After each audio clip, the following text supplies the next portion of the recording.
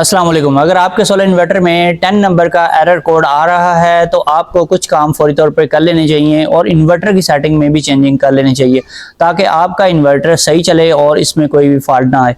तो इसमें सबसे पहले आपने क्या करना है, अगर आप यूज़र मैनुअल में देखें तो इसका मीनिंग जो है वो ये है कि आउटपुट पावर डी रेटिंग।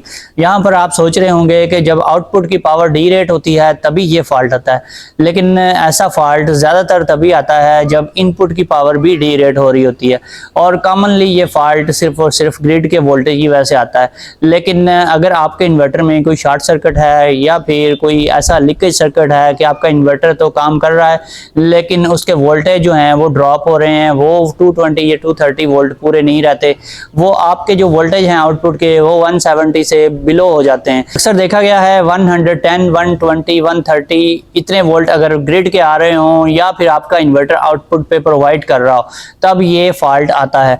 लेकिन कुछ लोग जो SBU मोड रखते हैं या फिर फ्रोनस के इन्वर्टर्स जो लोग यूज़ करते हैं उसमें MKS का एक ऑप्शन पाया जाता है, वो अगर वो आप सेलेक्ट करते हैं तो फिर ये फॉल्ट स्क्रीन से हट जाता है। उसकी मेन रीज़न यही होती है कि इन्वर्टर में वापडा इनपुट तो मौजूद होती है लेकिन वो आउटपुट के ऊपर वापडा प्रोवाइड नहीं करता। ये फॉल्ट तभी देखा गया है जब आप वापडा शेयरिंग यानी SUB वाला मोड सेलेक्ट करते हैं और आपकी जो इनपुट में वापडा लो वोल्टेज आ रहे होते हैं वही आपका इन्वर्टर आउटपुट पे दे रहा होता है, तब ये फॉल्ट वापडा की वजह से आता है।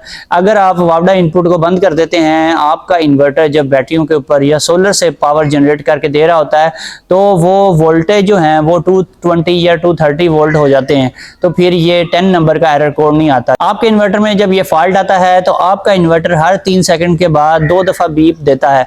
तो जब ये फॉल्ट आए तो कुछ सेटिंग आपको चेंज कर लेनी चाहिए। नंबर 1 पे आप MKS कर लें या फिर SBU कर। अगर दिन के टाइम भी ये फॉल्ट बार बार आ रहा है तो फिर आप नंबर 1 पे SBU कर लें या फिर आप MKS मोड सेलेक्ट कर लें। इसके अलावा आपने एक और काम भी करना है, आपने अपने इन्वर्टर के साथ स्टेबलाइजर लगा देना है ताकि आपके ग्रिड के वोल्टेज पूरे हो जाएं। जब वोल्टेज पूरे हो जाएंगे तो ये फॉल्ट स्क्रीन से हट जाएगा। अगर आपका इन्वर्टर ग्रिड के बगैर भी ये फॉल्ट दे रहा है यानी कि आप वापडा भी उसको इनपुट में नहीं देते फिर भी ये फॉल्ट आ रहा है तो इसका मतलब है कि आपका इन्वर्टर जल गया है, इसका कोई ना कोई IGBT खराब हो गया है। इसको फौरी तौर पर कस्टमर केयर ले जाएं, वहां से इसकी सर्विस करवाएं तो ये ठीक हो जाएगा।